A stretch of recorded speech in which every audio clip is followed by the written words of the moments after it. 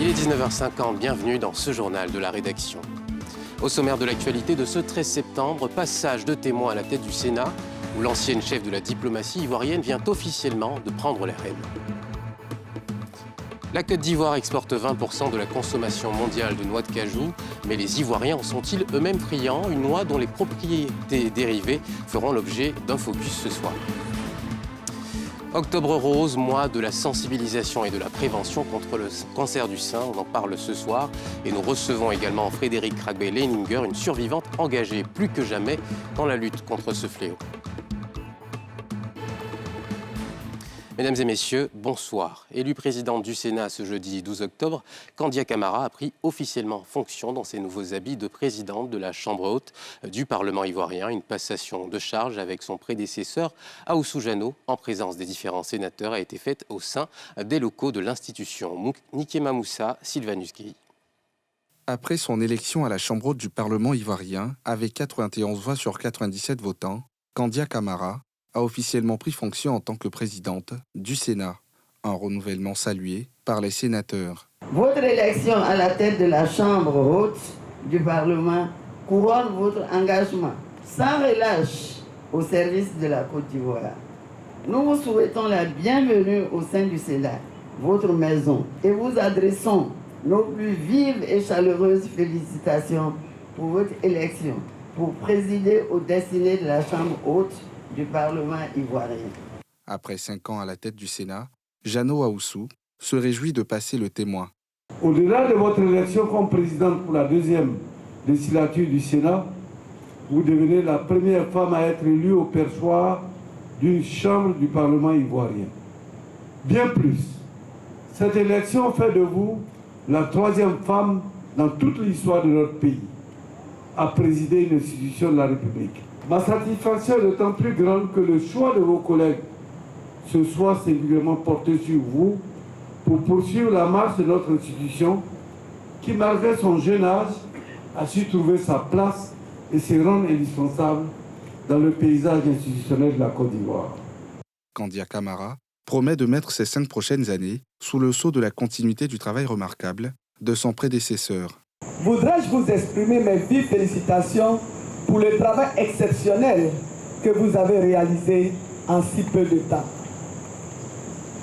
Je réitère solennellement mon engagement à poursuivre avec les sénateurs de la deuxième législature et les services administratifs l'écriture de ces pages de la vie de notre nation que vous avez bien écrite.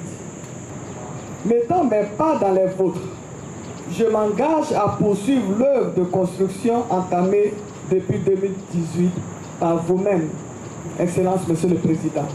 Votre contribution inestimable a permis d'asseoir les fondations de la Chambre haute du Parlement de la République de Côte d'Ivoire. Le Sénat est la Chambre haute du Parlement de Côte d'Ivoire depuis l'adoption de la Troisième République en 2016. Il assure la représentation des collectivités territoriales et des Ivoiriens établis hors de Côte d'Ivoire. Au nombre de 99, un tiers des sénateurs est nommé et les 66 autres sont élus au suffrage universel indirect. La noix de cajou ou anacarde, joyau agricole ivoirien, fait l'objet d'une exportation de plus en plus importante. En 2022, le pays a exporté 20% de la production mondiale et cible les 50% à l'horizon 2030. Mais les Ivoiriens consomment-ils eux-mêmes cet aliment à forte valeur nutritive dont les usages, vous le verrez, sont très variés? Des éléments de réponse avec Sidi Sobdong et Joseph Zécré. L'anacarde fait partie des prouesses ivoiriennes en agriculture. Le pays en est le premier exportateur avec 1,2 million de tonnes en 2022, soit 20% de la production mondiale. Cette noix contient une quantité importante de vitamines et minéraux et autres propriétés antioxydantes. Elle semble pourtant sous-consommée par les Ivoiriens. J'ai l'habitude de consommer la noix de cajou en grignotant. Ça sera ma première utilisation de la noix de cajou. Parce que moi-même, je suis étudiant en agriculture. Il y a beaucoup de produits qui dérivent aussi de la noix de cajou, tels que l'aliment de bétail, et on peut utiliser aussi pour faire de l'engrais. Nombreux entrepreneurs ivoiriens promeuvent l'anacarde ou le cajou pour sa versatilité. Vinaigre, biscuits, pizza, liqueur, le cajou fait tout, comme le démontre ce promoteur qui le transforme depuis plusieurs années. Nous sommes premier producteur mondial de noix de cajou en Côte d'Ivoire. On a à peu près 20% de notre production qui est transformée en Côte d'Ivoire. La noix de cajou apporte beaucoup aux populations du Nord. Vous allez voir que la vie des populations du Nord est en train de changer parce qu'elles ne sont pas seulement des productrices. Aujourd'hui, ce sont des populations qui deviennent aujourd'hui des transformateurs et de plus en plus des consommateurs de noix de cajou. Pour autant, la noix de cajou n'est pas que nourrissante. Localement, l'anacarde subit des transformations diverses et est vectrice de croissance économique, ce qui lui confère la caractéristique de noix aux 1000 vertus. Au niveau de la noix de cajou, rien n'est perdu. Quand vous prenez la noix, elle est accrochée à une pomme. Et la noix, déjà, les amandes qui sont à l'intérieur, nous pouvons en prendre pour en consommer, comme des croquettes, comme des amuse-gueules. On peut en faire enrober de chocolat, salé, sucré. On peut en faire des cacahuètes. On peut aussi en faire des pâtes de cajou pour utiliser comme de la sauce arachide. On peut aussi utiliser aussi comme de la pâte à tartiner où on peut y mettre du miel, on peut mettre d'autres composantes. On peut aussi utiliser pour mettre dans de la farine pour faire des pauses cajou, pour faire des cocktails, faire des cakes, faire des pizzas, des pastels. Et donc ça, c'est au niveau des noix. Mais en même temps qu'on sort de la noix, on a la pomme. La pomme est utilisée aussi pour faire des jus, pour faire de la confiture, pour faire de l'alcool. Et même la coque dans laquelle on extrait les amandes, il y a aussi un liquide qu'on appelle le CNSL. C'est un liquide qui est utilisé dans le biocarburant, qui est utilisé dans le kérosène. Et la coque aussi qui reste après avoir extrait cette huile-là peut être utilisée pour faire du charbon. Super aliment, fleuron économique, le cajou n'attend plus qu'une consommation plus accrue, plurielle et locale. Considéré comme un important levier économique, la Côte d'Ivoire prévoit transformer d'ici à 2030 plus de la moitié de sa production. Octobre rose, c'est le mois dédié à la sensibilisation et à la lutte contre le cancer du sein. La maladie demeure un enjeu majeur de santé pour les femmes. En Côte d'Ivoire, l'évolution des cas et le nombre de décès liés au cancer du sein restent préoccupants. Le pays a répertorié 3306 nouveaux cas en 2020 et 1785 décès. Les populations sont-elles assez informées sur cette maladie? Quelques éléments de réponse dans ce reportage de Bénédicte Silué, Cindy Sobdong et Joseph Zécré. Le cancer du sein est une pathologie caractérisée par la croissance incontrôlée de cellules mammaires anormales qui forment des tumeurs. Si rien n'est fait, les tumeurs peuvent se propager dans l'organisme et avoir une issue fatale. Pour lutter contre cette maladie, l'information joue un rôle principal. En Côte d'Ivoire, les femmes sont globalement informées et prennent plus ou moins des habitudes de prévention. Je sais qu'il faut peut-être faire la palpation des seins, tout et tout. Pouvoir peut-être prévenir s'il y a le boule dans les seins, tout et tout. Mais à part ça, je ne connais pas grand-chose là-dessus. Les hommes, toutefois, ne sont pas épargnés par cette maladie. Dans le monde, il existe au moins un homme sur 100 qui en est atteint. Ce que je sais, que c'est une maladie vraiment mortelle. C'est pour la femme que je connais. En tout cas, c'est nouveau, vous m'informez là. Moi-même, je vais me faire examiner. Du point de vue médical, les campagnes de sensibilisation au cancer du sein sont à encourager. Les femmes devraient se faire dépister au plus tôt afin d'avoir une prise en charge rapide et éviter le pire. Le pays a répertorié 3306 nouveaux cas en 2020 et 1785 décès. Il faut se faire dépister les dames qui, à partir de 20 ans, doivent à elles-mêmes faire un auto-examen des seins. Chaque mois, a choisi une date, 7 à 10 jours après le début des règles, pour examiner leurs seins. Elles se mettent devant une glace, un miroir. Elles apprennent à connaître leurs seins, la forme, la texture, la couleur, le mamelon, le volume des seins, tout en sachant que de façon naturelle, physiologique, il y a un sein qui est un peu plus gros que l'autre. De façon annuelle ou dans l'idéal des cas, tous les 6 mois, elles doivent avoir un professionnel de la santé pour se faire examiner. Il n'y a pas d'études qui ont permis de prouver que la scission des seins par le partenaire ou une personne puisse réduire le risque de cancer. La seule scission qui permet de réduire le risque de cancer, c'est l'allaitement maternel. Quand on dépiste tôt la maladie, 9 femmes sur 10 peuvent être guéries. Consciente de l'importance du dépistage, Léa Agnibé s'est rendue ce matin avec ses collaboratrices pour une séance de dépistage gratuit dans un centre dédié. Pour certaines, RAS.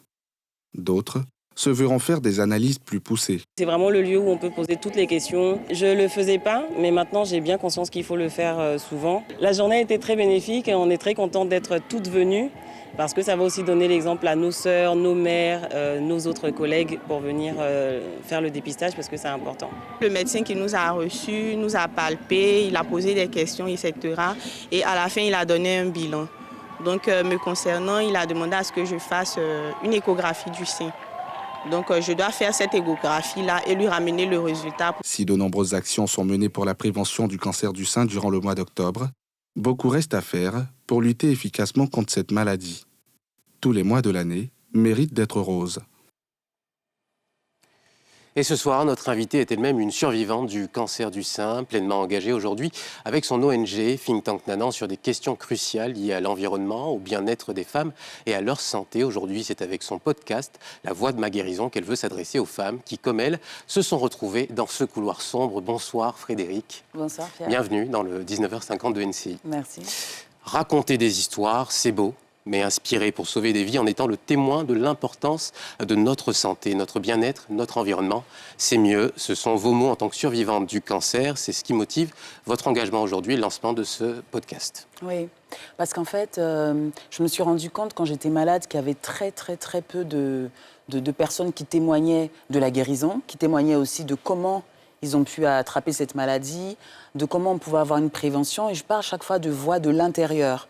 Alors ce podcast, ça va être quelque chose, on peut dire un guide pour les femmes qui sont déjà malades, mais aussi les proches, et pourquoi pas aussi les personnes qui vont être sensibilisées sur leur bien-être, tout simplement.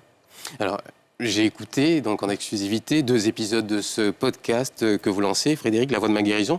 On a le sentiment, comme vous le dites, d'avoir un guide, on a le sentiment d'être pris par la main pour être guidé dans ce grand vertige que c'est depuis l'annonce du diagnostic jusqu'à la chimiothérapie, la mastectomie, la reconstruction. Dans votre cas, c'est comme si vous vouliez tenir compagnie à ces femmes qui souvent sont seules face à la maladie. Oui, c'est exactement ça. C'est qu'elles se remettent dans ce cadre où elles ne peuvent pas parler en fait à leurs proches, parce que malheureusement ici, dans notre société, c'est encore un sujet rempli de pudeur. Et il y a des choses qu'on ne peut pas dire, il y a des choses qu'on vit et on ne peut pas savoir que l'autre le vit. Et on ne peut pas savoir aussi qu'il y a des solutions et surtout comment on peut se relever de ces situations. Donc oui, c'est la meilleure amie qui t'accompagne dans ta salle de bain, dans ta salle de chimio, dans les moments où tu doutes, parce que ce sont les moments les plus présents. Et voilà. Est-ce que même quand on est accompagné, entouré de proches, on a le sentiment d'être compris quand on traverse cette épreuve ? Non. Malheureusement, on a besoin, moi je pense que c'est capital, c'est aussi important qu'une chimiothérapie ou qu'une thérapie alternative qui ne fait que booster le système immunitaire, mais on ne peut pas être pleinement compris et pleinement entendu même, parce que les autres souffrent aussi d'une certaine façon. Donc on en a besoin, mais on a besoin d'aller chercher une force beaucoup plus forte à l'intérieur pour mener ce combat-là. Et aujourd'hui, les mots des patients malades, les mots des survivants sont un outil de guérison. Oui, les mots sont un outil de guérison parce que déjà, ça éveille sur le sujet et je pense que c'est quelque chose qui va bouleverser aussi les chiffres qui sont malheureusement pas les vrais. Et oui, d'ailleurs, des chiffres. La Côte d'Ivoire a répertorié 3306 nouveaux cas en 2020 pour 1785 décès. On le dit, des chiffres qui sont fortement sous-estimés, faute de dépistage massif. C'est un environnement que vous connaissez. Qu'est-ce qu'il faudrait améliorer, changer pour plus de femmes qui vont se faire dépister ? Déjà, c'est une des maladies et un des cancers les plus meurtriers pour la femme. Donc déjà, je pense que Octobre Rose, c'est absolument pas suffisant. C'est pour ça d'ailleurs que je me suis lancée dans ce projet avec l'ONG pour pouvoir perdurer, parce que je pense que c'est quelque chose qui n'a pas de frontières et qui n'a pas de temps, malheureusement. Donc il faudrait déjà en parler toute l'année et puis aussi lever des tabous qui sont absolument... il en parlait tout à l'heure, sucer les seins, etc. Ce sont des choses complètement dingues. Et puis, il y a tellement de personnes qui ont cette maladie-là et qui pensent qu'en se soignant avec des plantes, etc., des thérapies alternatives, ça va remplacer le schéma du protocole. C'est absolument faux et ça fausse aussi les chiffres. Alors justement, l'ONG Think Tank Nanan que vous créez donc en 2022, quelles sont vos activités sur le terrain en relation avec la lutte contre le cancer du sein ? Alors c'est la sensibilisation en zone difficile, j'ai envie de dire. Sensibilisation aussi au sein de groupes de femmes, entreprises, mais aussi groupes de femmes déjà créés. Et puis ce podcast qui, j'espère, va prendre de plus en plus d'ampleur pour aller chercher ces femmes-là. Pourquoi pas aussi ce podcast en langue, pour aller dans les zones rurales où là, l'information est encore à un autre niveau d'incompréhension. C'est un vrai challenge, la zone rurale aujourd'hui. Oui, c'est ça. Donc on aimerait bien aujourd'hui aller loin et pousser les frontières pour que d'autres pays aussi puissent venir en aide à cette balance qui n'est pas très équilibrée ici sur cette maladie. Voilà. Alors, Frédéric, pour terminer, un mot, vous en aurez beaucoup dans le podcast pour les femmes, mais aussi pour les hommes qui nous regardent ce soir. On rappelle que 2% des patients atteints du cancer du sein sont de sexe masculin. Ouais. Complètement. Et je pense que c'est important de le dire parce que c'est rentré dans quelque chose où c'est une maladie féminine, on ne doit pas en parler, c'est presque comme si on parlait des règles, je ne sais quoi, de très féminin. Oui, il y a des hommes qui ont ça et qui vont avoir un tabou encore plus important, notamment dans leur virilité, pour en parler. Et c'est bien réel, il y a des hommes qui souffrent du cancer et qui doivent être aussi accompagnés. J'espère qu'ils écouteront aussi le podcast pour que je puisse, comme je peux, les accompagner. Voilà. Merci d'être passé sur le plateau du 19h50. Frédéric Kragbe-Leininger, je rappelle que vous êtes l'APCA de l'ONG Think Tank Nana. Merci à vous. Et on continue notre journal avec du sport. Il était fermé depuis décembre 2022 pour des travaux de rénovation. Le parc des sports de Treichville vient d'être rendu avec une cérémonie de réouverture qui a eu lieu en présence du ministre Claude Paulin-Daho en charge des sports, Mardoché Kouassi, Joseph Zécré. Parc des sports de Treichville.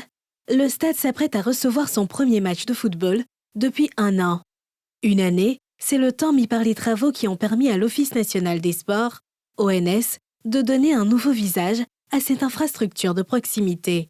Les travaux de réhabilitation du parc des sports ont consisté donc à fournir et à poser un nouveau gazon synthétique, à fournir des équipements sportifs de football, à fournir un engin pour l'entretien et la maintenance de la pelouse, à fournir et à poser des sièges dans les gradins, plus de 2500 sièges, à installer un système de sonorisation, à rénover l'espace vif et enfin à réhabiliter la cabine de presse. Et pour entretenir tous ces éléments, à former un agent pour la maintenance. Ces travaux de réhabilitation du parc des sports de Treichville rentrent dans le cadre du projet de renaissance des infrastructures de Côte d'Ivoire, qui va permettre de redonner vie à plusieurs autres équipements sportifs sur l'ensemble du territoire national. Un projet dont le volet infrastructures sportives est piloté par le ministère des Sports. C'est un vaste programme qui va se mettre en œuvre pour permettre aux équipes de retourner sur leur terre, de permettre aux équipes d'avoir de l'animation citoyenne dans toutes ces grandes villes et surtout de permettre aux Ivoiriens à la fois d'avoir des hôpitaux, d'avoir des écoles, d'avoir des universités, mais aussi d'avoir des infrastructures sportives de proximité de grande qualité pour fixer les jeunes dans les territoires. Créée en 1950 par l'administration coloniale, cette infrastructure sportive qui s'appelait alors le Boxing Club a été rebaptisée Parc des sports de Treichville en 1958. L'enceinte comprenait alors un terrain de football, un vélodrome et une piste d'athlétisme autour de l'arène de lutte. Le parc des sports rénové ne comporte plus de vélodrome ni de piste d'athlétisme. Il a une capacité de 2500 places assises. Les acteurs de l'audiovisuel en Afrique francophone veulent faire bouger les lignes. Suite à une initiative privée, ils étaient réunis hier 12 octobre à Abidjan pour faire l'état des lieux de leur secteur et réfléchir à des solutions pour une meilleure compétitivité. Nadia Idja, Tanguy Kona. Le financement, la formation et l'information étaient au cœur de la rencontre Ad We Know qui a réuni les acteurs de l'audiovisuel. Sur la table des discussions, les problématiques communes à ce secteur qui peine à prendre son envol en Afrique francophone. La première difficulté, en fait, tout est lié. Je veux dire, c'est le financement, parce que c'est le financement qui permet de former. Donc c'est la première chose.